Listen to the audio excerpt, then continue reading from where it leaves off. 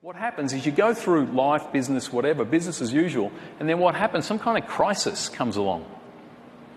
And if you're lucky, and I'll come back to that, that crisis leads to some kind of breakthrough thinking. And then what happens is that creates a new reality, and which eventually becomes business as usual. So I'm looking at this and I'm thinking, yeah, I like it, but that's not what's happening for me. So I looked at it in a different way. And I thought, what about if we look at it this way? You're going through life, work, business, whatever, business as usual, crisis happens, and with a crisis, things usually tank, right? They usually get worse.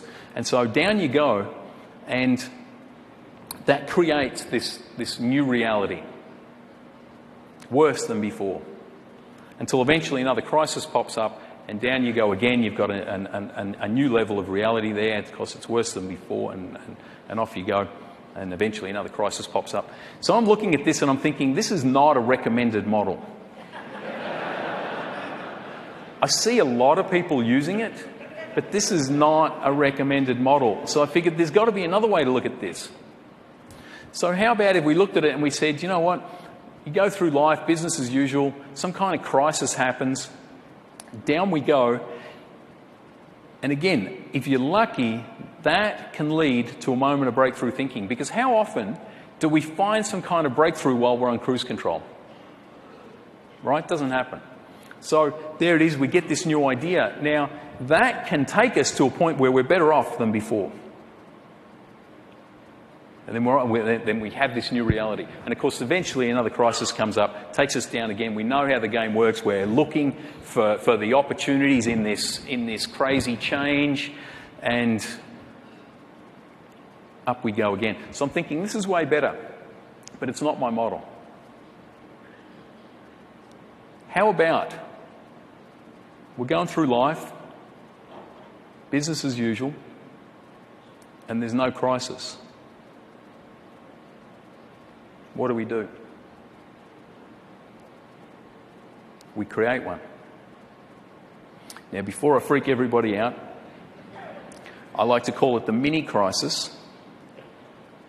You do something that's outside the box, right? Something that pushes that circle out, makes you a little bit uncomfortable, because we know that that's where breakthrough lies, and that it can take us up to a place where we're better off than before. Until, of course, on cruise control again for too long, we create our own little mini crisis, and off we go. But here's the key piece to this model. What would happen if we didn't do something to shake things up while we're on cruise control there? What would happen? Somebody else would create it for us.